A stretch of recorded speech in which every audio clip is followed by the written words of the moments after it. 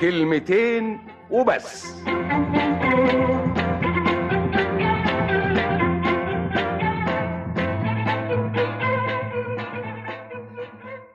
في ناس فاهمة ان التلامذة هم اللي بيمتحنوا بس. الفكرة دي مش صحيحة. في امتحانات للكبار زي ما في امتحانات للتلامذة. الحياة نفسها، تتابع الايام ذاته في امتحانات.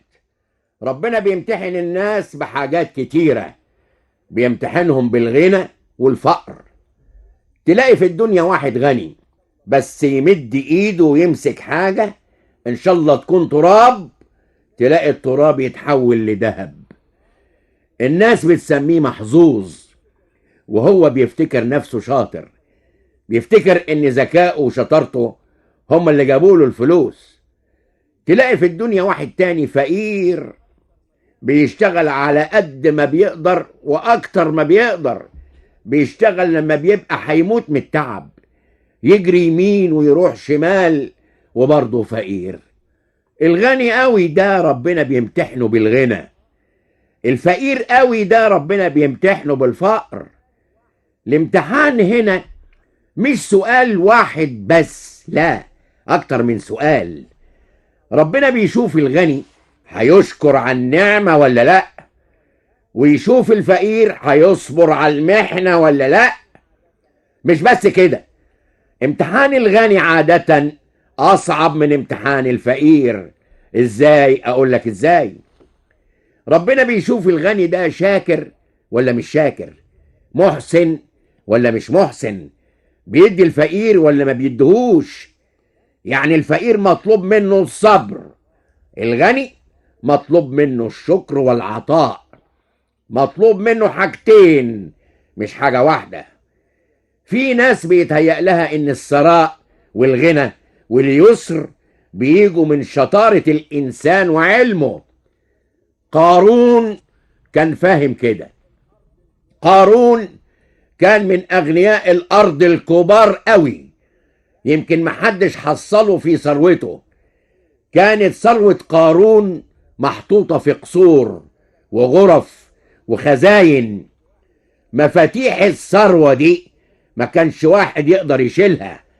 مفاتيح الكنوز كانت محتاجة العصبة، محتاجة ل6 رجالة او 8 رجالة عشان يشيلوها. اذا كانت دي مفاتيح ثروته، تبقى ثروته قد ايه؟ قارون كان فاهم انه عمل الثروة دي بعلمه، بذكائه، بشطارته. افتكر نفسه ونسي ربنا. ربنا خسف بيه وبكنوزه الارض. قارون خد 0 في الامتحان. خد 0 ليه؟ لانه نسب الثروة لعلمه مش لكرم ربنا، ولانه ما كانش بيطلع منها حقوق الفقراء والمساكين. الفقراء ليهم حقوق عند الاغنياء، حقوق ربنا اللي رتبها وربنا اللي امر بيها. ده امتحان الاغنياء. ربنا بيمتحن الناس بالصحة والمرض، يشوف هيشكروا وهيصبروا ولا لا. ربنا بيمتحن الناس بالسلام والحروب، بالحياة الطبيعية والكوارث، يشوف هيشكروا في الحياة الطبيعية ولا لا، ويشوف هيصبروا في الكوارث ولا لا، ويشوف هيتعاونوا في الكوارث وفي غيرها ولا لا. السيول اللي حصلت في مصر كانت امتحان من امتحانات الحياة. امتحان بالنسبة للي أضيروا من السيول، وامتحان بالنسبة للي نجوا منها.